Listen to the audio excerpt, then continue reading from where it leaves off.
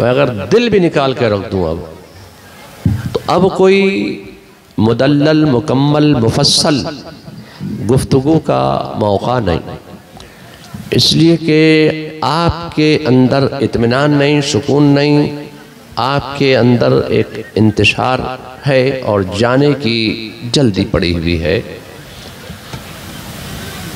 अब आखिरी वक्त है और दुआ का वक्त है, बारगाह रिसालत में दुरूद व सलाम का,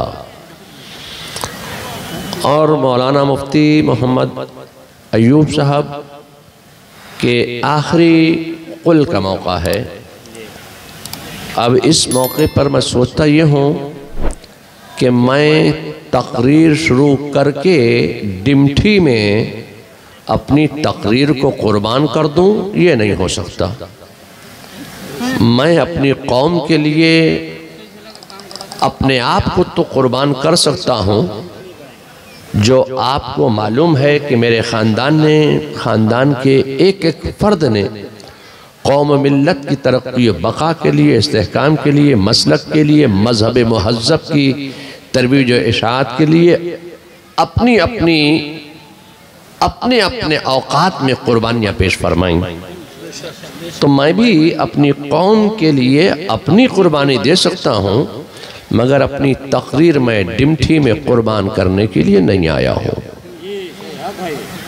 मैं तकरीर शुरू करूँगा, जाहिर है कि आपके अंदर इत्मीनान अब नहीं है। आप नात सुनने आए थे, यकीनन नात सुनना इबादत है, नात लिखना इबादत है, नात पढ़ना इबादत है, नात का सुनना भी इबादत है। आपने इबादत कर ली, इबादत के बाद अब आप इस चक्कर में है कि जल्दी से हम उठें और घर चले जाएं, तो कम अज़ कम बारगाह रिसालत में दुरूद व सलाम के नजराने पेश करने के बाद आप तशरीफ़ ले जाइए। अल्लाह ताला आपको शाद और आबाद और सलामत रखे। मैं सोचता ये हूँ कि मौलाना अयूब साहब, जिनका आज कौन सा उर्स है, 13वां उर्स है, उनके 13वें उर्स के मौके पर हम और आप सब यहाँ जमा हुए हैं। अगर मैं मौलाना ये नात ख्वां, ये शायर इस्लाम जनाब मोहतरम असद इकबाल साहब से एक सवाल कर लूँ, आपकी इजाज़त है? आपकी इजाज़त है मौलवी साहब? जी जी जी बिल्कुल इजाज़त है। भाई से नहीं करेंगे तो किससे करेंगे? अगर मैं मौलाना असद इकबाल साहब से ये सवाल करूं कि आप यहाँ डिमठी में हैं, यहाँ से पहले कहाँ थे, तो आप मुझे इसका कोई जवाब दे सकते हैं? तो मौलाना से पूछ के बताइए ना कि यहाँ से पहले कहाँ थे। तो ये कहेंगे सिल्लीगुड़ी में थे। जाहिर है कि सिल्लीगुड़ी में थे। तो सिल्लीगुड़ी से पहले कहाँ थे? कहेंगे हम कलकत्ता में थे। तो कलकत्ता से पहले कहाँ थे? मैं इनसे एक सवाल कर रहा हूँ, कलकत्ता से पहले कहाँ थे? कलकत्ता से पहले कहाँ थे? अब ये पहले ये कहाँ थे, कहाँ से आए? तो मैं आपसे बड़ी सफाई के साथ ये कहना चाहूंगा कि ये कोई भी जवाब दें, मगर ये आलमी अरवाह में थे। जी जी जी बेशक। ये कोई जवाब दे, मगर मेरा बड़ी सफाई के साथ जवाब ये है कि ये आलमी अरवाह में थे। तो ऐसा नहीं है कि सिर्फ यही थे। हजरत मौलाना मुफ्ती तुराबुद्दीन साहब भी वही रौनक अफरोज थे। सिर्फ ये मौलाना तुराबुद्दीन साहब ही नहीं थे। अरे साहब, ये मौलाना इमामुल मुचन्निदीन मौलाना कफीलुद्दीन साहब, ये भी वही थे। और ये सिर्फ यही नहीं थे, आप भी थे वहां, आप भी थे, हम भी थे, सब वही थे। तो जब तक अल्लाह ने चाहा, जब तक अल्लाह की मर्जी थी, अल्लाह के हुक्म से हम और आप सब आलमे अरवाह में थे। एक बात बताओ, जब तुम आलमे अरवाह में थे तो जिंदा थे कि मुर्दा थे? जी जिंदा थे। ये मौलाना अहमद रजा भी थे। जी जी जी। आप जब वहां थे तो जिंदा थे कि मुर्दा थे? जोर से बोलिए।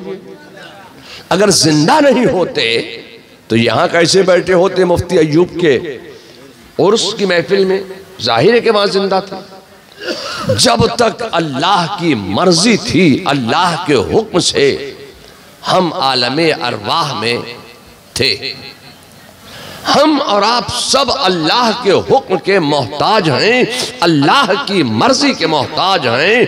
अल्लाह का हुक्म आ गया, अब यहां तुम्हारी जरूरत नहीं। या अल्लाह, या आलम अरवाह का सुकून छोड़कर हम कहां चले जाएं? तो अल्लाह के हुक्म से हम आलम अरवाह से चले कहां आ गए? बाप की पुश्त में आ गए। ये तो अल्लाह ही बेहतर जानता है कि अपने बंदों को कहां रखेगा और किस हाल में रखेगा। अल्लाह के हुक्म से हम आलम अरवाह से चले और बाप की पुश्त में आकर रुके। जब तक अल्लाह की मर्जी थी, अल्लाह के हुक्म से हम बाप की पुश्त में रहे। जब तक अल्लाह ने चाहा बाप के पुश्त की जिंदगी अता फरमाई। एक बात बताओ, जब तुम बाप की पुश्त में थे तो जिंदा थे कि मुर्दा थे? जिंदा थे। जोर से बोलिए। जिंदा थे ना? जाहिर है कि जिंदा थे बाप की पुश्त में। जब तक अल्लाह ने चाहा, अल्लाह की मर्जी से, अल्लाह के हुक्म से हम बाप की पुश्त में रहे। हम और आप सब अल्लाह के हुक्म के मोहताज हैं। अल्लाह का हुक्म आ गया, अब यहां तुम्हारी जरूरत नहीं। या अल्लाह, बाप की पुश्त छोड़कर अब कहां चले जाएं? तो अल्लाह के हुक्म से हम बाप की पुश्त से चले, शिकम मादर में आ गए। एक बात बताइए, जब आप शिकम मादर में थे तो जिंदा थे कि मुर्दा थे? जिंदा थे। जोर से बोलिए। जिंदा थे ना? जाहिर है कि मां के शिकम में आप जिंदा थे। अगर जिंदा नहीं होते तो मुफ्ती अय्यूब के उर्स में कैसे आ जाते? एक बात बताओ, ये तो अल्लाह ने अपने बंदों से वादा किया है, रिज़्क़ का वादा किया है। एक बात बताओ, जब तुम मां के पेट में थे तो भूखे रहते थे कि तुम्हें रिज़्क़ मिलता था? ये अल्लाह की शान है कि अल्लाह ने अपने बंदों से रिज़्क़ का वादा फरमा लिया है। शिकम मादर में हमारे लिए हमारा रिज़्क़ फराहम फरमा दिया। जब तक अल्लाह की मर्जी थी, अल्लाह के हुक्म से हम शिकम मादर में रहे। हम और आप सब अल्लाह की मर्जी के और अल्लाह के हुक्म के मोहताज हैं। अल्लाह का हुक्म आ गया, अब यहां तुम्हारी जरूरत नहीं, चलो। या अल्लाह, मां की कोख छोड़कर अब कहां चले जाएं? मां की कोख से बढ़कर भी हमें कहीं कोई चैन मिल सकता है, आराम मिल सकता है। अब मां की गोद छोड़कर हम कहां चले जाएं? तो अल्लाह के हुक्म के हम मोहताज हैं।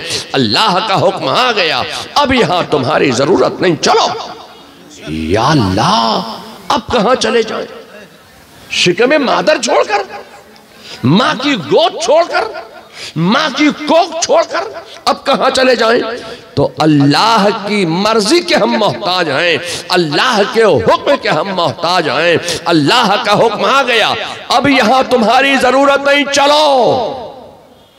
अल्लाह के हुक्म से हम दुनिया में आ गए। जब तक अल्लाह चाहेगा हम यहां रहेंगे।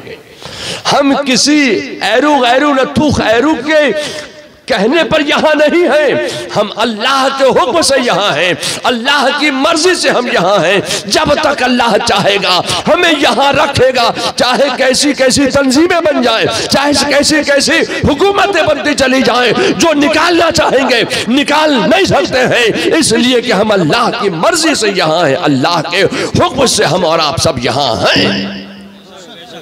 जब तक अल्लाह चाहेगा रखेगा, जब तक अल्लाह की मर्जी हम यहां रहेंगे। हम और आप सब अल्लाह के हुक्म के मोहताज हैं। जब तक अल्लाह ने चाहा दुनिया में रखा। हम अल्लाह के हुक्म के मोहताज हैं, अल्लाह की मर्जी के मोहताज हैं। अल्लाह का हुक्म आ गया, अब यहां तुम्हारी जरूरत नहीं, चलो। या अल्लाह, ये दुनिया छोड़कर कहां चले जाएं? हमारा बाप यहाँ है, माँ यहाँ है, भाई यहाँ है, बहन यहाँ है, नाना यहाँ है, नानी यहाँ है, दादा यहाँ है, दादी यहाँ है, चाचा यहाँ है, चाची यहाँ है। ए अल्लाह, हमने बड़ी गुर्बत की जिंदगी गुजारी है, बड़ी मेहनत करके हमने मकान बनाया है। ए अल्लाह, अब इस मकान में कौन रहेगा? हम ये दुनिया छोड़कर चले जाएं? ए अल्लाह, हमने बड़ी मेहनत करके कारोबार सजाया है, बड़ी मेहनत करके हमने फॉर्च्यूनर गाड़ी खरीदी है, ये गाड़ी कौन चलाएगा? बड़ी मेहनत करके हमने 5 माले की बिल्डिंग बनाई है, बेहतरीन मकान बनाया, अपनी मर्जी का मकान बनाया। या अल्लाह, अब इस मकान में कौन रहेगा? हम अल्लाह के हुक्म के मोहताज हैं, अल्लाह की मर्जी के मोहताज हैं। अल्लाह का हुक्म आ गया, अब यहां तुम्हारी जरूरत नहीं, चलो। या अल्लाह, अब कहां चले जाएं? ये मकान, ये बाड़ी, ये गाड़ी, ये सब छोड़कर कहां चले जाएं? कहा ऊपर थे, नीचे चले जाओ। कहां चले जाए? क्या कब्र में चले जाओ? तो अल्लाह के हुक्म से हम कब्र में चले गए। एक बात बताओ, कब्र में सवाल होंगे कि नहीं होंगे? जोर से बोलिए। कौन सी जुबान में होंगे? बंगला में। आपकी कौन सी जुबान है? सुरजापुरी में होंगे। कौन सी जुबान में होंगे? जोर से बोलिए। सुरजापुरी में। बंगला में होंगे मौलाना तराउद्दीन साहब, इंग्लिश में होंगे, स्पेनिश में होंगे, जोलू में होंगे, अफ्रीकांस में होंगे। कौन सी जुबान में होंगे? या अल्लाह, हमने तो इंग्लिश पढ़ी है, बड़ी मेहनत से इंग्लिश पढ़ी है, हमने तो हिंदी पर जोर दिया। क्या खुदा को यह बात नहीं मालूम थी कि मेरे हर बंदे को अरबी नहीं आती है और कब्र में सवाल होंगे अरबी में? इन्होंने मेहनत की है इंग्लिश पे, हिंदी पे, उर्दू पे, अरबी पे मेहनत नहीं की, अरबी ये नहीं जानते। क्या खुदा को ये बात नहीं मालूम थी कि मेरे बंदों को अरबी नहीं आती? ये तो सुरजापुरी लोग हैं, ये तो डिमठी के लोग हैं, ये तो उत्तर दिनाजपुर के लोग हैं, इनकी उस जुबान में सवाल होना चाहिए था कि जो जुबान इनकी मादरी जुबान है, सुरजापुरी में। बोलो भाई, अरबी आपको आती है? क्या खुदा को यह बात नहीं मालूम थी? मैं आपसे कहना चाहता हूं, एक अल्लाह के हुक्म का यह कमाल है कि चलो, बस ऊपर से नीचे गए, नबी की बोली सीख गए, नबी की बोली आ गई, वो बोली बोलने लगे जो मेरे मुस्तफा की बोली है, जो मेरे रसूल की बोली है, अरबी आ गई। अब एक बात बताओ, ये मौलाना मुफ्ती अयूब साहब को डिमठी में दफन किया गया, उनके घर के करीब में, उनकी अपनी जमीन में, कब्रिस्तान में भी दफन नहीं किया जी। अब एक बात मैं आपसे पूछना चाहता हूं